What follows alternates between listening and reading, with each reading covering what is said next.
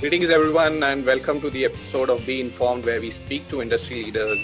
And today we have none other than Mr. Nilesh Shah, who needs absolutely no introduction, but still, as a formality, I still need to introduce him.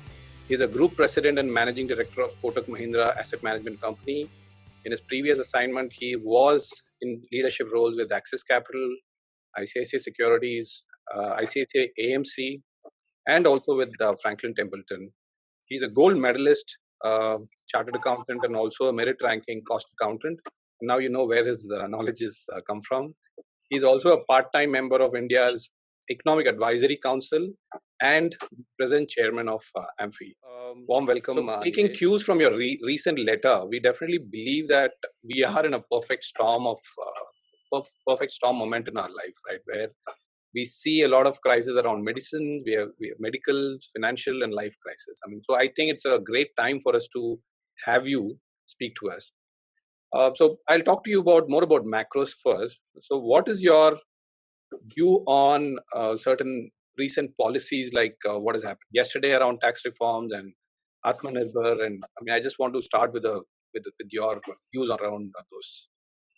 So, if we take the example of Mahabharata, Abhimanyu decided to go to Chakravyuh on his own will. And when he was fighting in the Chakravyuh, he always had the belief that my uncles and my cousins are trying to come to help me. They couldn't break the Chakravyuh and get in, but at least till the last breath, Abhimanyu had feeling that his uncles are coming to help him. Now, in the Kali Yuga, our entrepreneurs are modern day Abhimanyu. They are born into Chakravyuh because we have created so many rules, regulations, and compliance approvals. He definitely fights Kauravas, which is market dumping by China, price volatility of raw materials, and so on and so forth. But he's also fighting Pandavas, the regulator, the infrastructure, the compliance process. Now, there is a need to support Abhimanyu. He can't be fighting Kaurav and Pandav together and expect to win the war. How do we support our Abhimanyu? We have to ensure that there are lowest possible compliances. There is light touch regulation. Instead of macro management, we give guidelines to be followed in letter and spirit. Our real challenge is that we have to keep on creating newer and newer rules because people rarely comply with the older rules. They find a jugaad to find a shortcut. And when person is caught taking a shortcut and taken to the process of law, by and large he gets away. So if you're an honest businessman, you keep on getting burdened by compliance processes. And if you're a crook, you don't have to care because you will never be punished. Right. You just need to reverse this. Let the honest businessmen feel unburdened and let the crooks be afraid of the law. Now, for example, if Ashwin and Girish are honest businessmen, they issue a check, they will worry about honoring the check.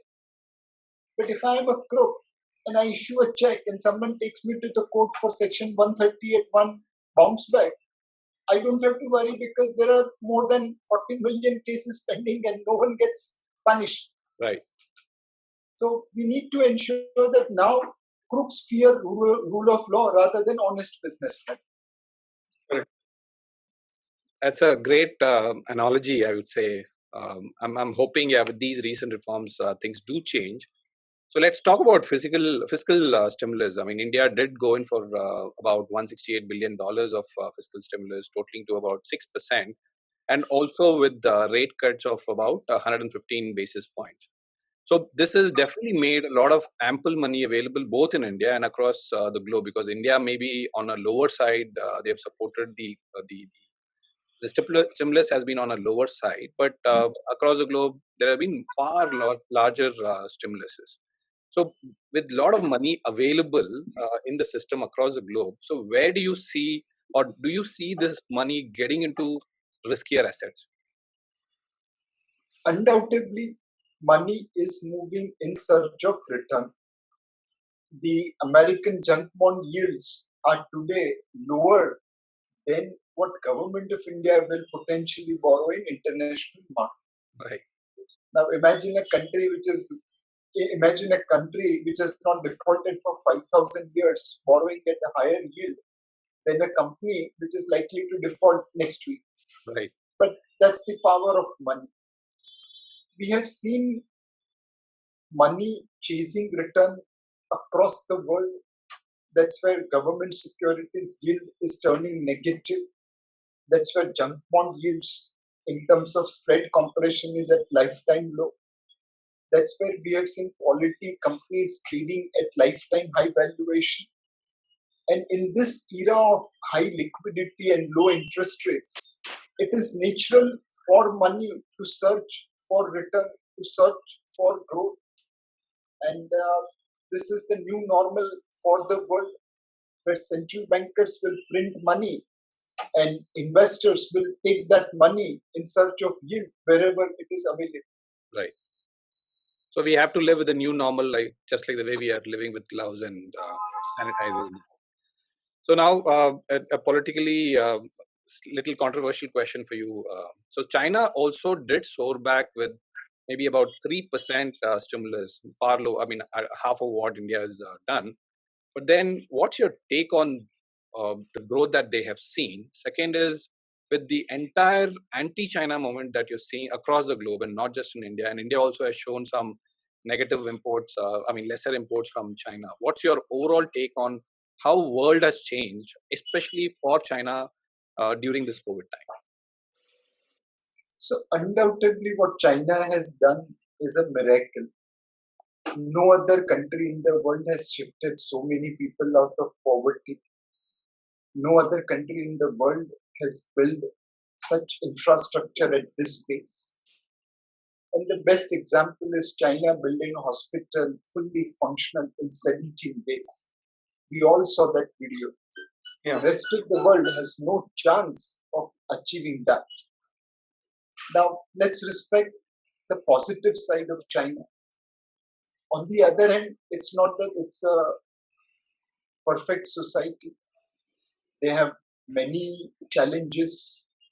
One challenge is that they are creating debt at a massive pace in order to sustain GDP.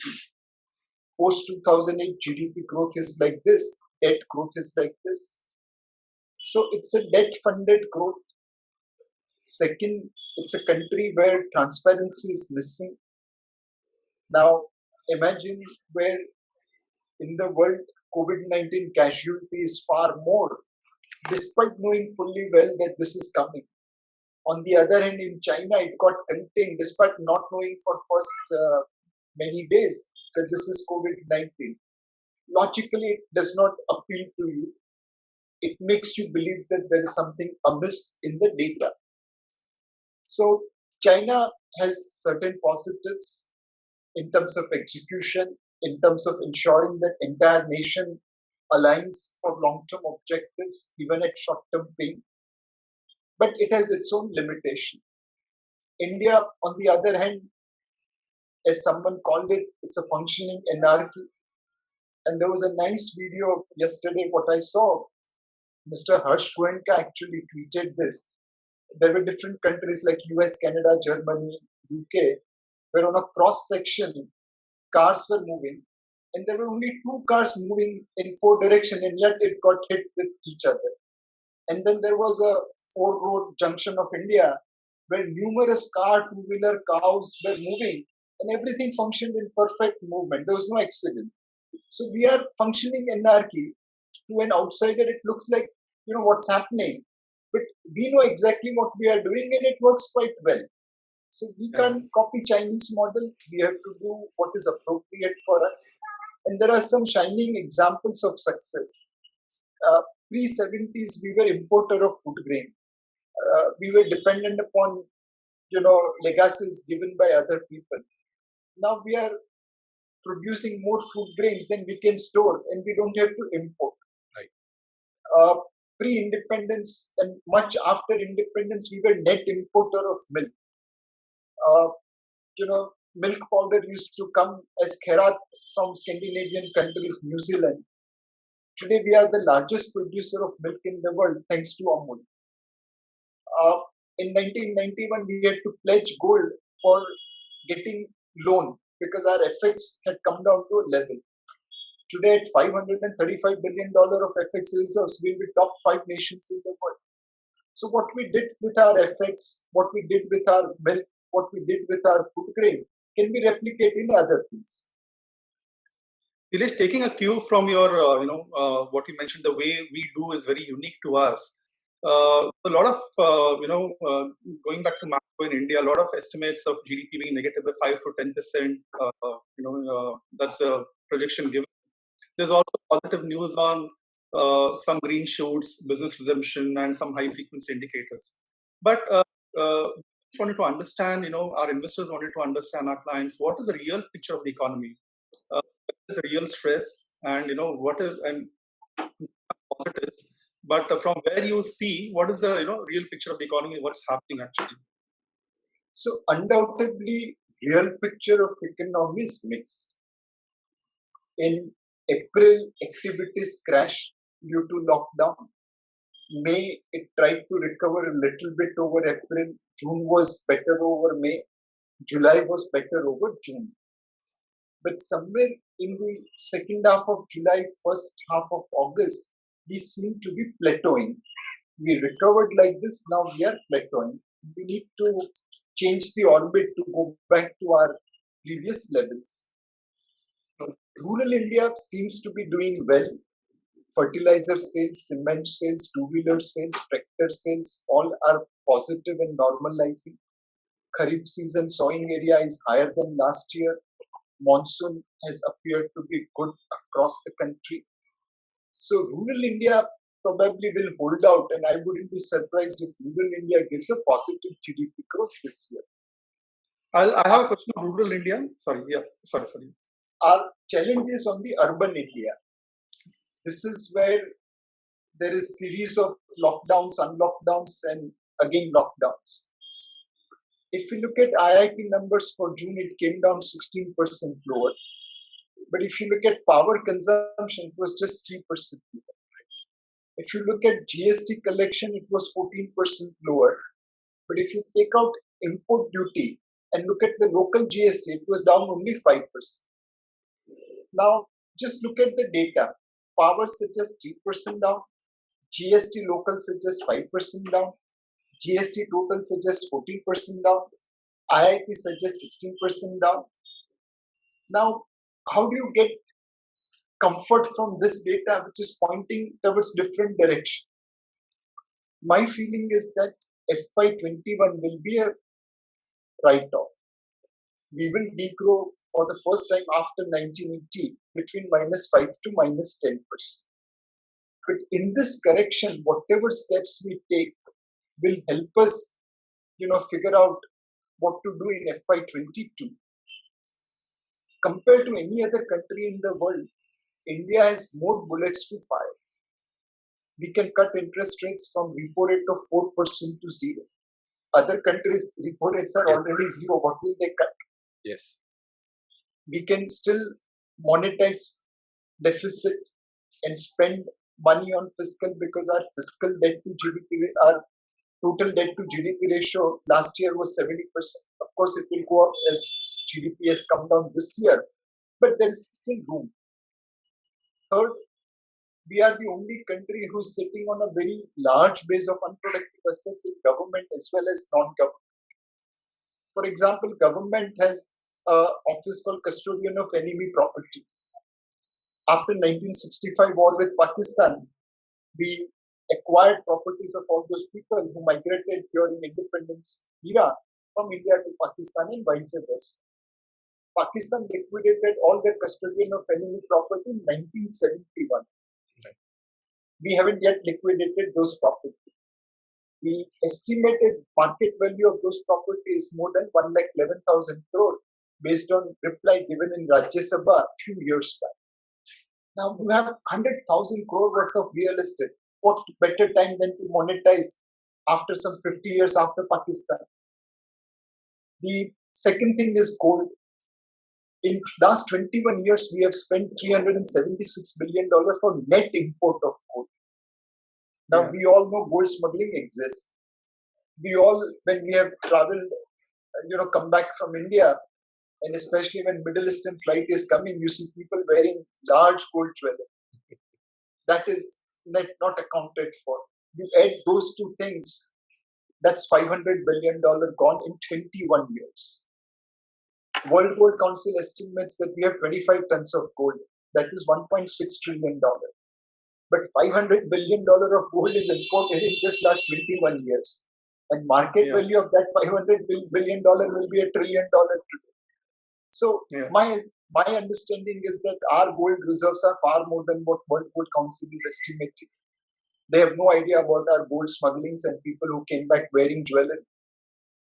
But unfortunately, this entire gold is unproductive. It's lying in tijori. It's lying in jewelry form. Now, if I can give an amnesty scheme and bring that gold from tijori to bank account into white economy, government will get taxes. The businessmen will get equity. Bankers will comfortably lend against that and will recreate growth. So we have so many bullets to fire by imagining new ways. If you remove the Chakravyus of Abhimanyu, our entrepreneurs will go and conquer the world. What we did in IT sector, we will replicate in many other sectors.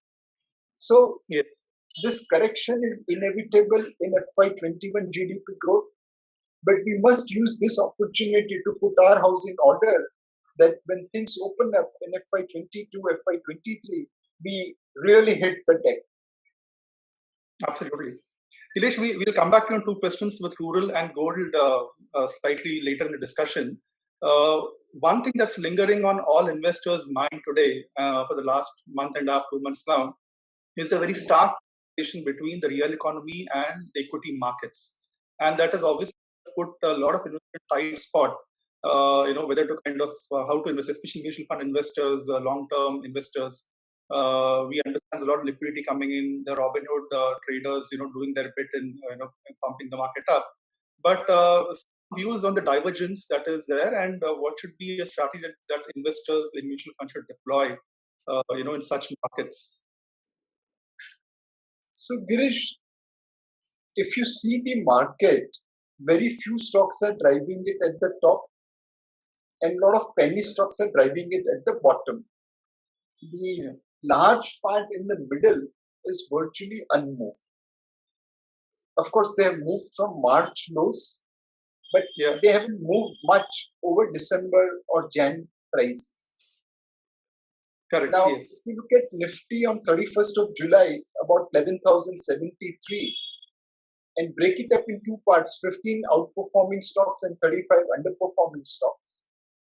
Those 15 stocks are trading at 14,950 level. Right. And the other 35 stocks are trading at 8,411 level. If you are invested in those 35 stocks, the economy's pain is very much reflected into your portfolio, your index. But if you are in those 15 stocks, we don't care about COVID-19, it seems. The reality is that market is differentiating between companies which will survive the downturn and prosper, and companies which will face difficulty surviving the downturn. And hence, those few companies on which market has confidence is getting disproportionately higher valuation. Now, will this continue forever, or will there be a change? A lot will depend upon medical solutions. For example, if like Russia, by magic, we get a vaccine tomorrow and people resume normal business activity, then this 35 companies has a better chance of outperformance. But on the other hand, if you don't get a vaccine for next 1 year and we continue to behave and function like we are today, then this 35 companies have a big underperformance. So one will be the medical solution facet. The second is the corrective action taken by this company. I'll give you example of two tiles company. One company, when they realized in the month of March that things are turning bad, they dropped their advertising campaign. They cut salaries across the organization. They renegotiated rental of the showrooms. They renegotiated deals with their vendors, and they shifted their export cargoes to rural and semi-urban India. Now, the other tiles company also did the same thing, but the intensity was different. What the first company achieved was that their break-even point came down by about 30%. For the second company, because they were doing it with less intensity, the break-even points did come down, but only by 15%. Now, there's no pricing guessing which company market will value more and which company will be able to survive the downturn. Right. Now, from that portfolio of 35 companies, such companies will move into higher league, but other companies will fail. So, market today is giving premium for safety, premium for stability. The maximum money will be made if of the balance 35 companies which are underperforming, if you can pick up stocks, if you can pick up companies which you believe will survive the downturn and be ready for prosperity when the upturn arrives by this cutting cost.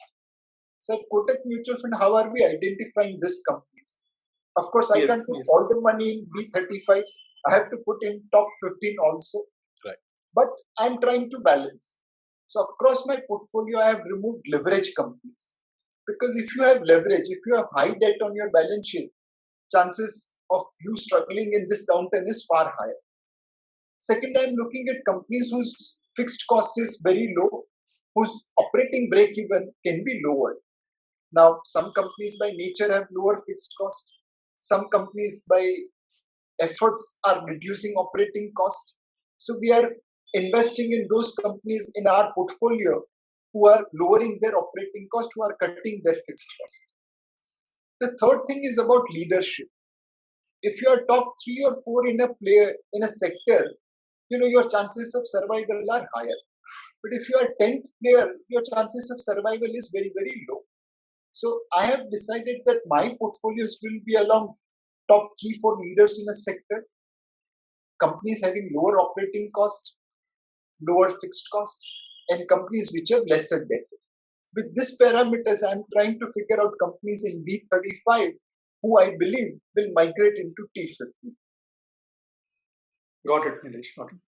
Nilesh, one related question, here is that, in fact, two. One was, are there any, triggers that, investors should watch, because market is also discounting everything that's happening. There's a lot of discounting happening. So, if we get a negative surprise in Q2 earnings, in your opinion, how should we read Q2 or Q2 earnings? And secondly, was with respect to rural theme.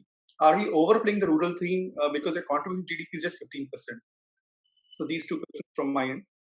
So I wouldn't agree with this rural GDP contribution at 3%. Of 15%, Nilesh. 15%. Yeah. So agriculture is contributing 15%. Rural is not contributing 15%. Rural is far more because agriculture is now just 1/3 of rural. And most of agriculture is rural, not urban. But within rural, there is non-agriculture activity, which is now 66% of rural India.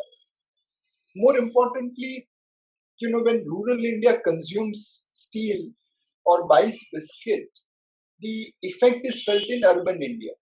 But without the rural Indian consumer, urban India will not be able to sell. So there is a lot of interconnect.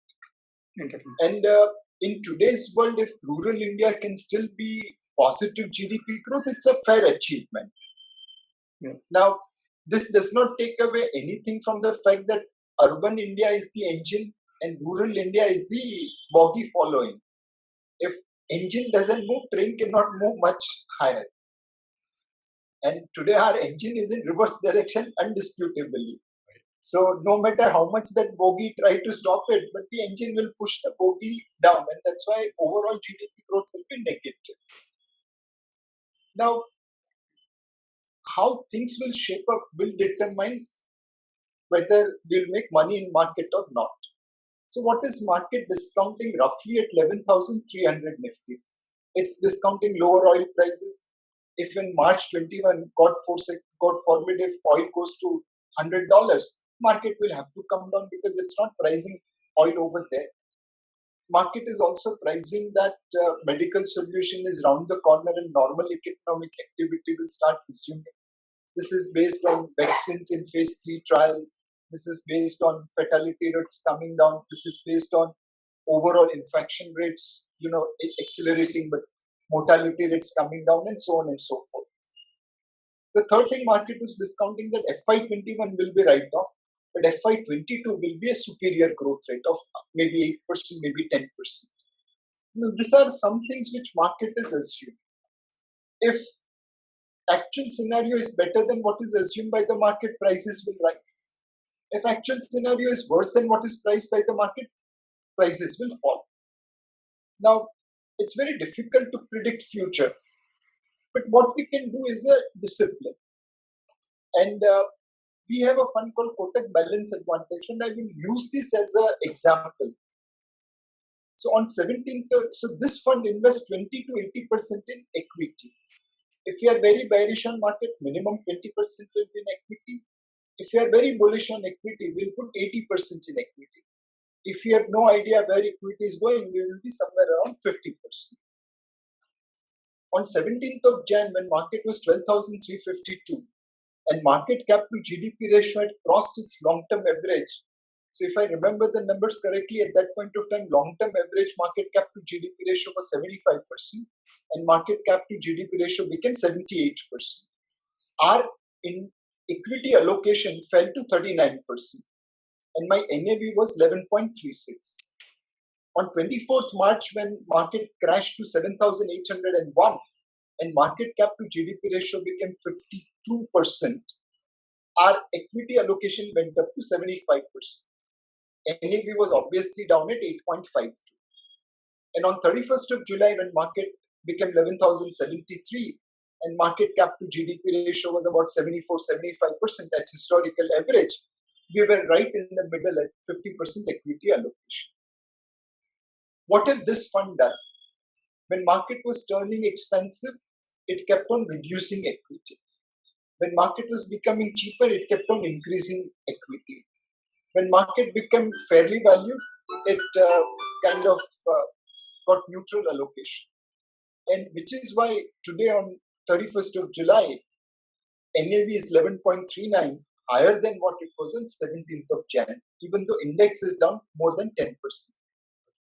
This kind of disciplined asset allocation based on the valuation of the market will create immense value for customer.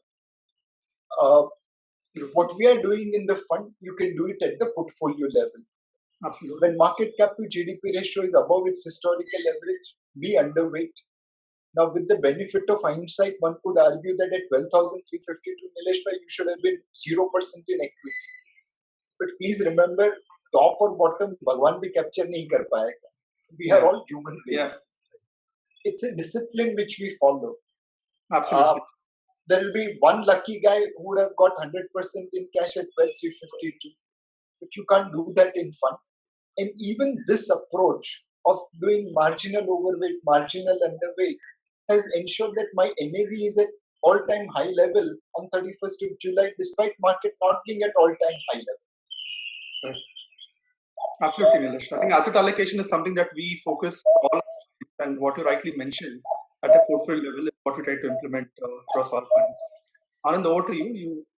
So I had question around CAD. We turned CAD positive, obviously, because we imported less. So I know, do you see this trend continuing for some time, and also this anti-China sentiment helping us? Also, if you can add your views on INR and also on oil. So a growing economy like India is likely to remain current account deficit. This will be essentially driven by one, oil, which is a large import, and today oil prices are down, but in future they could go up.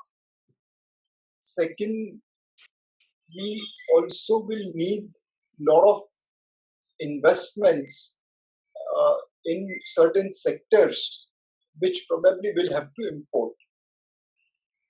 But over a longer period of time, can an economy survive with very large deficit? Answer is no, unless you have reserve currency in your pocket where you can cut a pine tree, put a green color and say it's $1 billion. Right. So we have to become Atmanirbhar.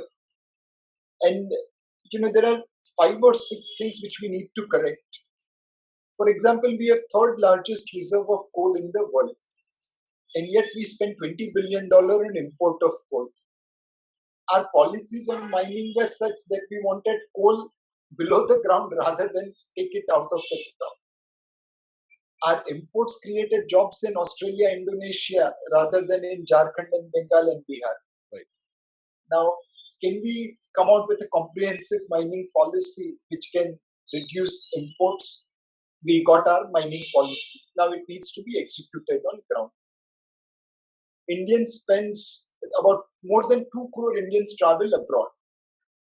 Now the data which we get in India shows that we are spending $12-13 billion on travel. The US itself shows that Indians spend $12-13 billion in US alone. So my guess is that 2 crore travelers, $10,000 per person, easily $20 billion is going. Can we push these people to travel in India? Himalayas are as good as Alps. Goa beaches are as good as Brazil beaches. And the heritage which we have in India is missing in every part of the world. Right. What we lack is infrastructure. If we can develop infrastructure, domestic tourism will take care. And instead of 2 crore Indians traveling abroad, we'll get 2 crore foreigners coming to India. A Louvre Museum in France gets about 8 crore visitors, more than what India gets in 8 years. Now, एक Mona Lisa को देखने के लिए 8 करोड़ लोग और पूरा भारत देखने के लिए 1 करोड़ लोग, we have to improve. Yes. The third is education.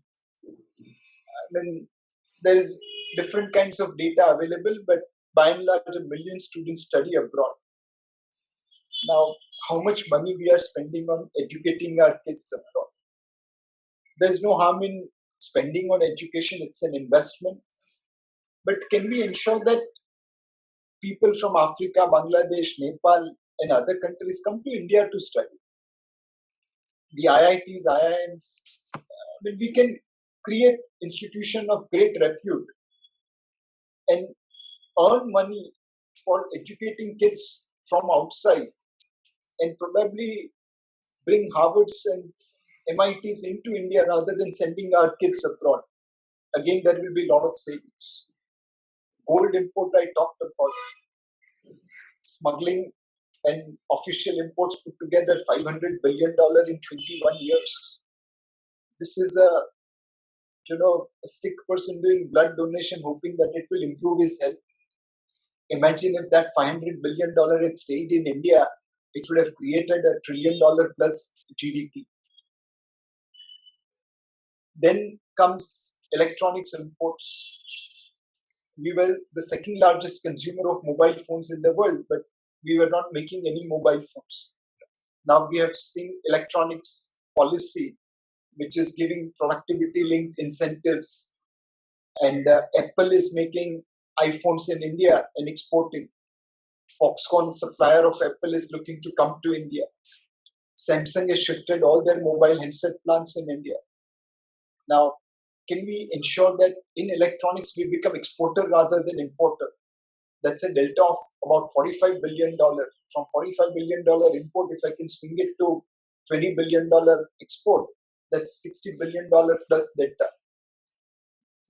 The final thing related to India, apart from coal, travel, education, gold, and electronics, is agriculture.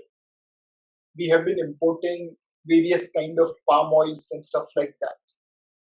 Now, in parts of India, can we grow what we need to import? It will require Herculean effort, I'm sure. But with this kind of diversity, if I can't produce oil equivalent in India, then there's something wrong with me. God has given me all the, nature.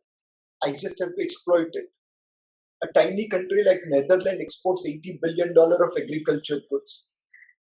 We are the largest producer of milk. We are one of the largest producer of food grains in the world.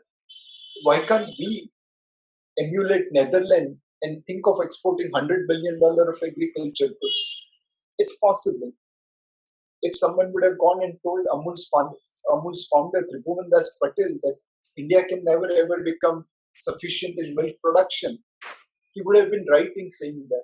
But we are thankful to Tribhuvan Das Patel, Dr. Verghese Kurian, who didn't follow those same advice and yet went on to the ambitious target of making India self-sufficient in milk. We need such people who can take the target of sending $100 billion of agriculture goods for exports. And I'm sure it's possible. So if we do these 6 things together, it will make us current account surplus for sure. And that'll be a good long-term trend too. I mean, it doesn't not like the current one that we have. I mean, you spoke about gold. I know Kotak also advised us to allocate investors' money into gold. But I also see that central bankers have been buying a lot of gold across for the last maybe 5-7 years or so. So what's your view on the gold, Nilesh? So we turned positive gold somewhere in February 20, partly because of excess liquidity in banking system and lower interest rate. And gold had corrected from about $1,700 to $1,450. If you see the pattern of gold today, it is almost similar to 2008. Right. In 2008, gold crossed $1,000 for the first time in March, came down to $750 by November because of subprime, and then went all the way to $1,900 by September 11 based on low interest rates and high liquidity. A similar pattern happened when gold crashed from $1,700 to $1,450 and went on to cross $2,000 for the first time, then corrected a little bit. Now today it's trading at $1,950, $1,960. Right. We think gold has more room to go up. The high liquidity and low interest rates invariably support gold. Central bank buying will support gold. And my feeling is that someday China will shift large part of its reserves into gold. Today, there are as many articles going around which thinks COVID-19 is a lead manufactured virus. There are cases being filed in various courts of law against China for COVID-19 damage. It's possible that one of those judges may order confiscation of Chinese offshore assets to pay for COVID-19 costs. Right. If China is invested in dollar, yen, euro securities, it's easily confiscated. But if it is bought gold and kept it in Beijing, someone will have to go and recover that gold from them, which is not so easy. So this fear will also push China to buy gold, and that will keep gold prices supported. Obviously, gold is a commodity, so it will go up and down. It's not a straight journey. But over a longer period of time, gold will be positive. As Indian, we need to remember one more risk factor. In India, gold has import duty of 12.5%. So $100 of gold in Dubai is valued at 112.50 in India. If this import duty is reduced, then undoubtedly there will be a drop in rupee price of gold immediately. And that you have to bear. Right. Understand. Nilesh, moving from gold, back to a little bit on markets, what we wanted to understand is what sectors do you think will be resilient and which sectors will outperform in the next 12 to 18 months till we have a, positive GDP coming into place? Girish, see, in a sector you can get HDFC Bank, you can also get Yes Bank. So promoter, management is extremely critical. Yeah. But within that caveat, we think there are some sectors where there will be opportunity. IT, pharma, FMCG, these are defensive sectors. So some allocation is warranted there with the assumptions that medical solution is not coming as fast as market is expecting. You need to protect your capital in those sectors. On the other hand, some part of the portfolio will have to be invested hoping that medical solution is coming and normal economic activity will resume. Yes. And the growth opportunity there in those sectors will be humongous. Now, there are two sectors where we think there is a tremendous growth opportunity. One is chemicals and specialty chemicals, second is contract manufacturing. Unfortunately, market has recognized the potential and shares in this sectors are trading at crazy valuation. But excluding valuation for a second, the long-term growth potential of both these sectors is just like it was for IT sector in 2000. Right. Y2K came, people converted two zeros into 2000 and got a window to get into big contracts. Entrepreneurs like Narayan Murthy, Azim Premji, Shiv Nadar captured it with both the hands, and today they have created billion-dollar plus enterprise. In chemical as well as contract manufacturing, COVID-19 is equivalent to Y2K. Today, in exports market, buyers want to buy from India rather than China. Of course, quality and price has to be matched. Yeah. Delivery has to be ensured. And there are companies in both this space where they are grabbing opportunities by both the hand. And there will be tremendous growth opportunity in both these sectors as global buyers prefer India over China. It's a journey. It's a small beginning. But if there are entrepreneurs like Mr. Murthy, Mr. Premji, Mr. Nadar in these two sectors, they will end up creating future Infosys, future HCL Tech, future Wipro from these two sectors. Yeah. Unfortunately, as I mentioned, markets have recognized this potential, so valuations have become a little bit expensive. But if you are a real long-term investor and you can average yourself in, these are the two sectors to look at. Okay. Nilesh, one other question was on debt. We didn't touch upon debt. A quick one though. March 2020, this year has also been very significant, year for debt. Both interest rates, issues in one of the funds. So, and we again see yields inching up because of inflation inching up. So, a view on the debt journey going forward, and that's something that we would want to hear from you. The debt outlook, essentially. So, clearly, Girish, if you look at inflation number which came yesterday at more than 6%, is way above RBI's comfort zone. However, are we capturing the data correctly?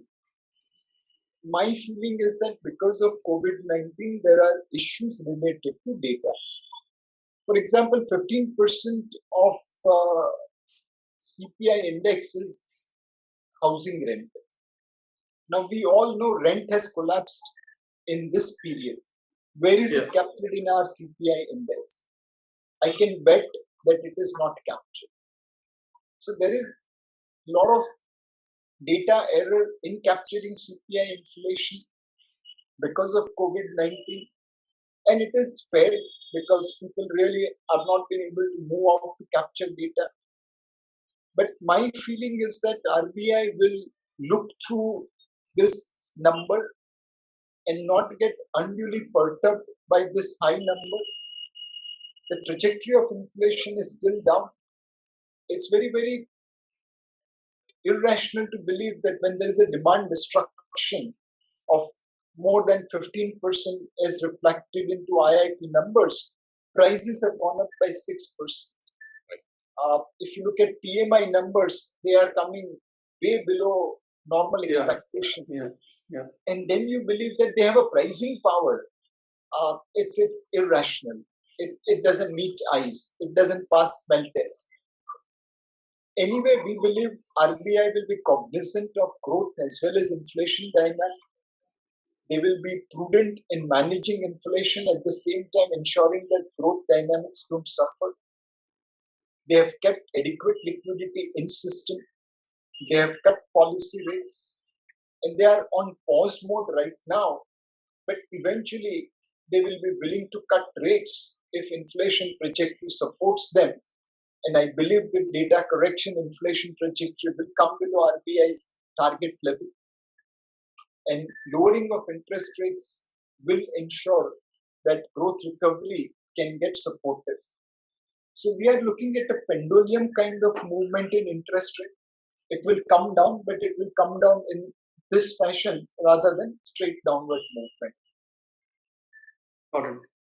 Nilesh, personally, we would like to just understand, what is your asset allocation, personal asset allocation, just for our clients to this thing?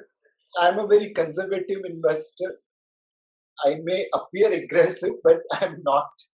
I'm a very conservative investor. So I have divided my money in real estate, owned property as well as rental properties. I have put money in direct equity as well as mutual fund. Of course, direct equities have been put in recent times in ESOPs or older times, what I have bought before I joined mutual fund. I have put money in fixed income funds as well and tax-free bonds. I have bought physical gold. I have bought sovereign gold bonds. I have some offshore mutual funds also. So I have done exactly Full, what well diversified portfolio. It's a diversified portfolio.